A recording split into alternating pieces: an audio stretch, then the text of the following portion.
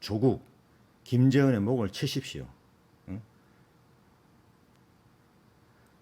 그 세 사람의 목을 치고 국민들에게 싸우자고 하십시오. 그러면 아마 무서운 기세로 국민의 힘이 모아질 겁니다. 그게 지금 경제 침략으로 일자리를 잃고 피눈물을 흘리게 될 그런 서민들에 대한 예의입니다. 당신들은 다 먹고 살 거 만들어 놨겠지만 서민들은 하루하루가 고통이란 말입니다. 안녕하십니까. 제3의 힘 이수봉TV 이수봉입니다. 기어이 일본이 한국에 경제전쟁을 선포했습니다. 그리고 자유한국당의 김재원 의원이 술 취한 상태에서 5조 8,300억 추가 경정 예산안을 처리했습니다. 새벽에 깨서 잠을 이루지 못하다가 이렇게 토요일 영상을 올리게 됐습니다. 도대체 어떻게 해야 일본에게 본때를 보이고 한국이 좀 잘 될 수 있을까요? 지금 우파 언론이나 유튜브 방송들을 보면 거의 전부 나라를 이게 걱정하는 게 아니고 참 잘됐다. 이제 문재인이는 망했다. 응? 우리는 어리석은 불매운동 이런 거 하지 말고 조용히 있다가 망하면 그때 정권을 접수하자. 뭐 이런 기조입니다. 이게 같은 한국 사람 맞습니까? 아무리 문재인 믿다 하더라도 나라가 이렇게 위기 앞에서는 똘똘 뭉치는 게 정상 아닙니까? 근데 가만히 생각해 보면 정말 또 문재인 정부도 한심하고 답답하기는 마찬가지인 것 같습니다. 아니, 그러니까 싸움을 하겠다. 그리고 절대 지지 않겠다는 결심은 좋습니다. 저도 적극 지지합니다. 그런데 문제는 싸우려면 일단 몸을 만들어 놔야 되는 거죠. 그러니까 매일 달리기도 하고 샌드백도 치고 아령도 들고 해서 이게 근력을 키워놔야 되는 거잖아요. 문제는 집권한 후 지금까지 도대체 뭘 했냐는 겁니다. 그래서 제가 일본과 싸워 이기기 위한 지금 특별 처방 한 가지 말씀드리겠습니다. 일본과 싸워 이기려면 딱 세 사람만 우선 모가지를 잘라야 됩니다. 안타깝지만 어쩔 수 없습니다. 제가 그 이유를 하나하나 설명을 드리겠습니다. 첫 번째, 김재원 자유한국당 의원이 예산결산 특별위원장이죠. 추가경정 예산 5조 8,300원이 통과됐는데 전 이게 많다 적다 하는 이야기를 하는 게 아닙니다. 지금 안 그래도 국가 예산 30%는 다 눈먼 돈이 돼가지고 힘 있는 사람들이 다 빼먹고 있어요. 다 고양이한테 지금 생선 맡기는 꼴이 돼 있다 이겁니다. 돈이 중앙에서 지방으로 내려가는 과정에서 일종의 형성되어 있는 그 부패의 사슬 구조를 통과하게 돼 있는데 그 과정에서 다 빼먹고 일반 서민들에게는 이게 가닿지가 않은 거예요. 쥐꼬리 정도 떨어지는 겁니다. 지방정부의 부패 사슬 구조가 있어요. 그러니까 인사, 건설, 체육회와 같은 어떤 직능 단체, 그리고 지방정부의 용역, 또 지방 언론의 그 부패, 이런 사슬 5중, 6중의 그런 사슬 구조가 형성이 되어 있는 겁니다. 제가 자세히 설명을 드리겠습니다. 첫 번째, 용역 사업 같은 거 있잖아요. 지방자치단체에서 발주하는. 이거는 지금은 어떻게 되냐면 사업 타당성을 확보하기 위해 가지고 전 단계, 기초 단계, 기획 단계부터 진행이 됩니다. 그래서 공사할 때 보면 공사비가 계속 올라가요. 처음에 3조 이렇게 안 올립니다. 처음에 뭐 1조 5천, 2조 이렇게 올려요. 그러니까 예산을 적게 신청했다가 일단 한 다음에는 이게 점점 늘려나갑니다. 명분은 많아요. 무슨 뭐 땅값이 올랐다, 기자재 값이 올랐다. 그렇게 시간을 벌고 진행하면서 또 업자들은 의원들에게 로비를 하죠. 뭐 선물도 보내고 밥도 먹고 선거자금도 뒤에서 대주고 이런 과정에서 결국 1조짜리가 2조, 3조 이렇게 되면서 계속 진행이 되고 그 과정에서 돈은 다 빼먹는 겁니다.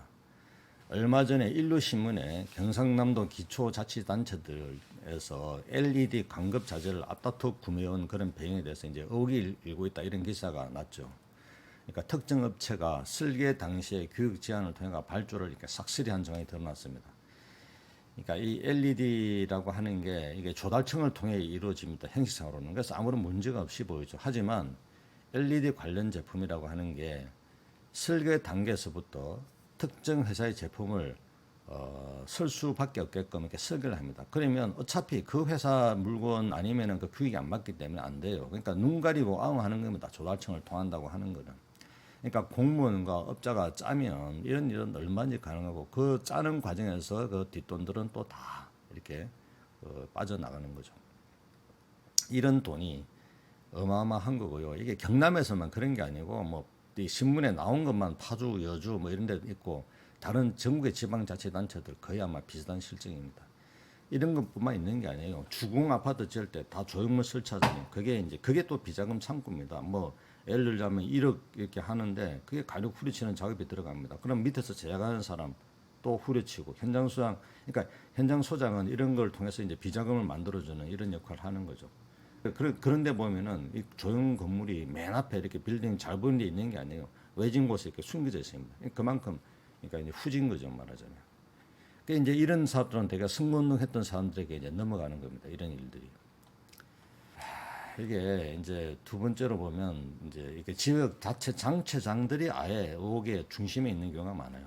인천광역 같은 경우에 보면은 중구에 그 월미 은하레일 이상한 이제 철도 이런 거 놓은 게 있는데 그게 853억인가 들었다고 그러죠. 근데 이게 운행도 안 되는 게 지금 벌써 몇 년째 지금 했죠. 근데 이런 과정에서 거기 게임랜드 짓고 이러면서 그 지역의 땅값이 이제 올라가는 데 기여했죠. 근데 그 게임랜드 만든 그 땅에 그 중국 구청장 땅에 이제 포함되어 있었다는 거잖아요.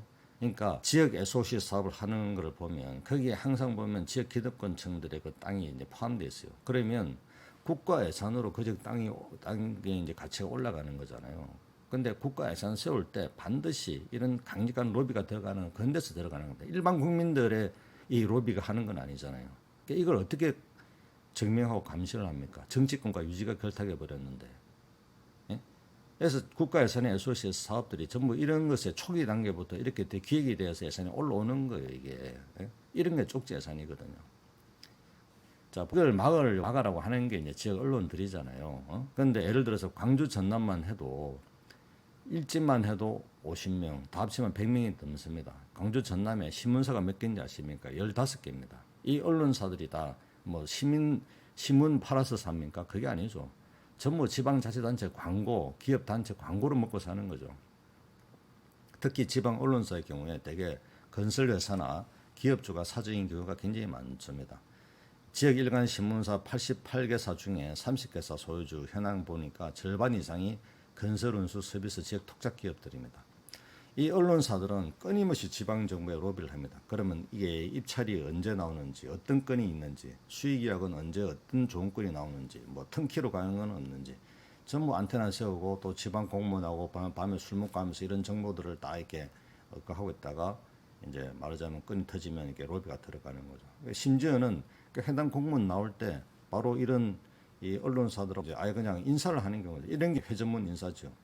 공무원 하다가 업체로 넘어가는 이게 이제 정경유착의 대표적 케이스인데, 그리고 이제 언론사들이 하는 게 많습니다. 이게 언론을 하는 게 아니라 장사를 하는 거예요. 그래서 무슨 한평 나비 축제 이런 거 한다 하면 그게 TV 광고 깔고 자막 깔고 전야자 행사 기획가 가수 불러서 돈 많이 들잖아요. 이 돈의 많은 부분이 이제 이걸 따내면 이제 이 축제 기획하는 거 언론사 따내면 이게 다 돈이 들어가는 거죠. 그래서 시민들 볼 때는 도대체 이놈의 축제를 왜 하지 싶은 것들도 합니다. 왜냐? 그게 다 밥줄이거든요. 언론사들의 밥줄. 결국 시민 세금으로 신문사들이 이제 먹고 사는 건데 시민을 대표하는 게 아니라 그 발주처의 이익을 대표하는 이런 유착관계가 형성이 되어 있는 거죠. 그런데 무슨 감시고 견제고 그게 가능하겠습니까? 예? 가끔 이제 지방자치단체 조지는 기사 나오는 건데요. 그건 다 이제 그렇게 조졌다가 나중에 또 뒤에서 또 뒷돈 받고 무마하는 이런 협박용인 거죠. 이거보다 훨씬 더 심한 게 더 많습니다. 아예 그냥 그 기자들 관리하는 데도 있어요. 기업과 지방자치단체 일단 지역의 이런 시스템이 아예 딱 형성이 되어 있는 곳도 있습니다. 이렇게 되어 있으면요. 그 지역의 감시 기능 지방자치단체는 썩어 들어갈 수밖에 없죠. 감시할 데가 없으니까. 자, 그렇다면 이런 것을 감시할 마지막 보루라고 이야기했던 시민단체들은 어떻죠? 이런 예산 감시 활동, 지방자치단체 감시 활동 제대로 하고 있나요? 그 기능 다 없어져 버렸죠. 사실 지금 시민단체들이 연불보다 제법에 관심이 많은 경우가 더 많습니다. 지금 경실련이나 참여연대도 이제 대놓고 예산 따먹게 경쟁하는 경우가 많죠. 이게 이 이름은 이제 민간 거버넌스 이런 멋있는 이름이 이제 들었죠. 이걸 전문용어로는 짬짬이, 예? 전문용어로는 짬짬이라고 합니다. 정부를 감시 견제하는 역할이 아니라 아예 참여해서 떡을 이제 나도 먹자 이제 이런 거죠. 인천시 주민 참여 예산을 둘러싼 논란이 지금 대표적인 경우입니다. 제 첫 방송을 보신 분은 아시겠지만 그냥 시민단체 좀 하다가 정부하고 딜을 해서 자리 얻고 돈 얻고 뭐 그런 겁니다.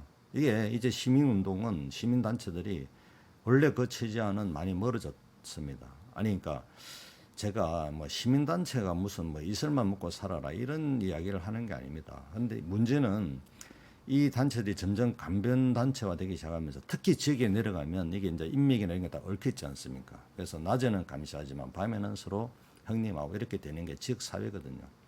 다 얽혀 있으니까. 이게 그래서 유착이 고리가 생기고 그래서 전반적인 시민의 민도나 시민운동이 활성화가 안 된 상태에서 주민 참여 예산이라고 하는 이런 게 들어가면서 이게 인맥에 의해서 다 장악돼 버리는 이게 현실입니다.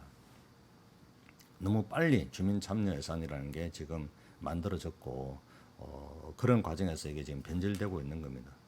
시민단체들이 지금 좀 빨리 참여했어요. 그러니까 구조를 바꾸는 역할을 해야 되는데 바꾸는 게 아니고 구조에 그냥 빠져버린 겁니다. 기득권 단합 구조에 우리 시민단체들이 지금 그냥 합류한 거예요.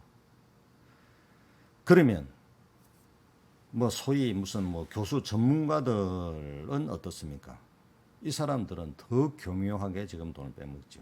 매일 경제뉴스에 따르면 미국의 뭐 명문 주립대에서 금속공학 박사 이런 거는요 박사 학위 받은 교수 이런 사람들이 더 합니다. 이런 사람들이 세계 페이퍼 컴퍼니를 설립해가지고 2013년부터 뭐 2세대 고온 초전도체 접합 기술 개발 및 국제 표준화 뭐 굉장히 그렇듯하지 않습니까? 이런 국책 연구 사업을 수행해서 11억 정도 받았습니다.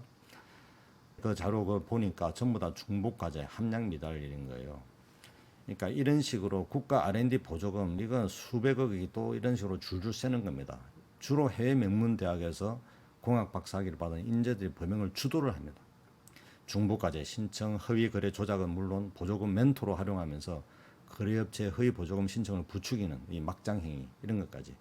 이런 사연은 지금 뭐 너무 많아서 일일이 예로 들을 수가 없습니다. 그러니까 아예 이런 돈 빼먹는 브로커 기획사들이 있어가지고 정부 관료와 짜고 교수들과 연결되어서 이렇게 해먹는 이런 먹이 사슬 구조까지 지금 형성이 되어 있는 거예요.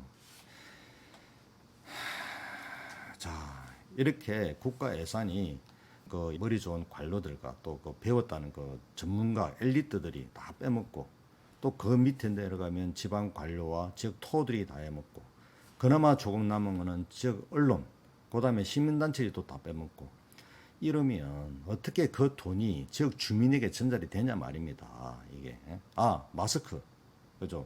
미세먼지 있을 때 마스크 그런 거 좀 받아보신 적 있죠? 그거는 눈치 좀 빠르면은 얻어쓸 수가 있습니다. 근데 국가가 몇 조 쓰면 나는 마스크 하나 이렇게 해서 되겠습니까? 이제 앞으로 공자 마스크 쓰면 거기에 딱 하나 붙이세요. 볼펜으로. 5조짜리 마스크 이렇게. 그런데 이런 일을 막고 감시해야 될 정부가 도대체 뭐 하고 있었냐 하는 이야기입니다.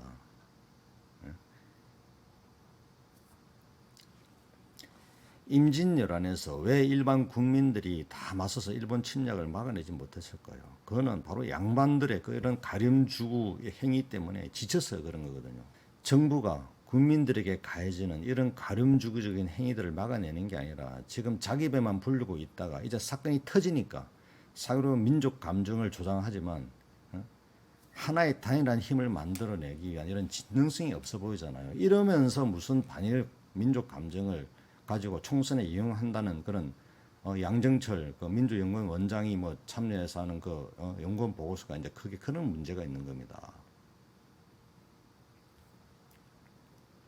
그래서 이런 식으로 정말 국민들의 분노를 이용을 해서 뭔가 정치적 이득을 취하려고 하는 태도를 보였기 때문에 오히려 힘이 안 모아지는 겁니다. 그래서 양정철 민주연구원 원장을 잘라라는 겁니다. 예? 진정성을 보여란 말입니다. 싸움을 하기 위해서. 그런데 자 보십시오. 제가 조국 교수 이야기를 제가 별로 하고 싶지 않은데 이게 지금 참 제가 너무 답답한데요.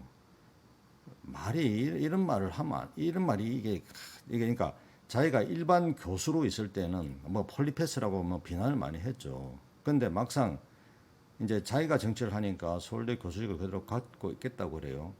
아니 그냥 솔직히 욕심이 나서 그렇습니다고 이야기를 하세요. 근데 자기가 하는 거는 안가주망이다. 예? 남이 하면 폴리패스고 자기가 하면 안가주망이고 남이 하면 이게 불륜이고 자기가 하면 로맨스 이거잖아요 지금. 그러니까 제가 창피해서 정말 이거 이야기하고 싶지가 않습니다. 그냥 다 똑같은 놈이라고 할 수밖에 없어요. 아니 그러니까 이게 말만 가지고 국민을 위한다고 하는 이거는 좌파나 우파나 다 썰어버려야 됩니다. 이게 아니 우리나라는 노블리스 오브리제라고 하는 그런 정신 실천하는 지식인들 이 지도층 보기가 이렇게 힘이 됩니까? 좌파나 우파나 다 자기들은 돈 다 챙겨놓고 권력 다 챙겨놓고 국민들만 전쟁에 내모는 이런 지도층밖에 없습니까?